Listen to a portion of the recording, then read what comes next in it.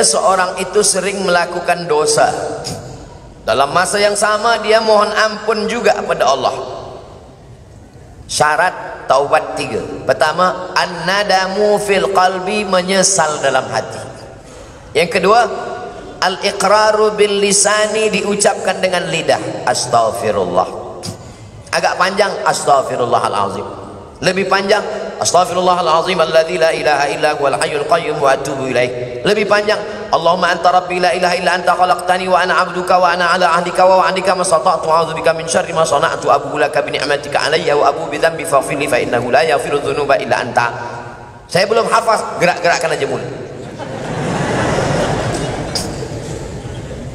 Menyesal dalam hati, ikrar dengan lisan. Yang ketiga, al-itmaru alla ya'uda ilaihi abadan, bertekad kuat tidak akan kembali kepada dosa. Orang yang lebih mendulukan istighfar di mulut daripada menyesal di hati, menyesal dulu baru mulut. Siapa yang mulutnya dulu beristighfar, belum ada menyesal di hati, kal mustahzi, seperti orang yang mengejek, mengolok-olok Allah SWT. Mudah-mudahan kita berubah di bulan haram, bulan Muharram, bulan mulia, kita semuanya menyesal, istighfar, dan tak mengulangi lagi insyaallah. Amin ya rabbal. Al-Fadil Tuan Guru Ustaz Somad, apakah hukum membawa anak kecil ke masjid dalam masa yang sama membiarkan anak mengganggu orang sedang sembahyang? Ada namanya sobi, ada namanya mumayyiz, ada namanya amrat, ada namanya baligh. Baligh dah menimpi, dah baligh. Amrat dah tumbuh tipis. Tipis macam saya ni lah, tumbuh tipis. Mumayyiz sudah boleh membezakan mana makanan, mana kotoran. Sabi belum boleh membezakan. Jadi kalau budak kecil dia agak ribut, menjerit, kita katakan shh, dia diam, ini mumayyiz. Tapi bila kita cakap begini, dia pula balik begini, itu sabi. Yang kita bawa ke masjid ni yang mumayyiz. Sebab yang sabi ni dia tak terkendali. Ayah dia takbiratul ihram, dia pun berkata game dah mula. Pakcik di samping ni, sebelah ni sembayang, dia letak cermin mata dia di bawah.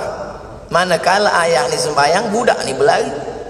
Setiap budak ni berlari, pakcik ni kata dia takut terpijak. Lepas sembayang, assalam, tak sampai salam kiri, assalamualaikum anak engkau ni. Jadi yang kita bawa ni yang mumayyiz. Yang sobi tak boleh kita bawa. Berapa umur mumayyiz ni?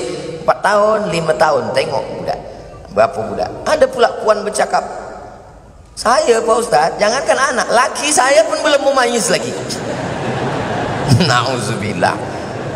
Apa hal ni? Ini. Jadi kita bawa. Nah, mumayyiz ni di mana sab dia? Budak yang mumayyiz belum akil baligh, dia sebenarnya tidak memutus sab kalau cukup 2 syarat.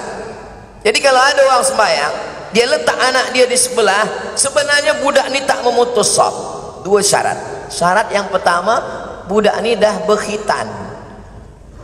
Jadi kalau budak kecil lahir 8 hari, akikah 7 hari, berkhitan, maka sesungguhnya sudah bersih. Yang kedua, wuduk dia betul.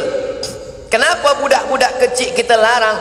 Budak kecil belakang, sebab dia tak cukup 2 syarat. Saya tengok budak kecil, budak tadika, dia ambil air, ambil mata dia je, kaki dia sipak-sipak air, ayah dia tak tengok.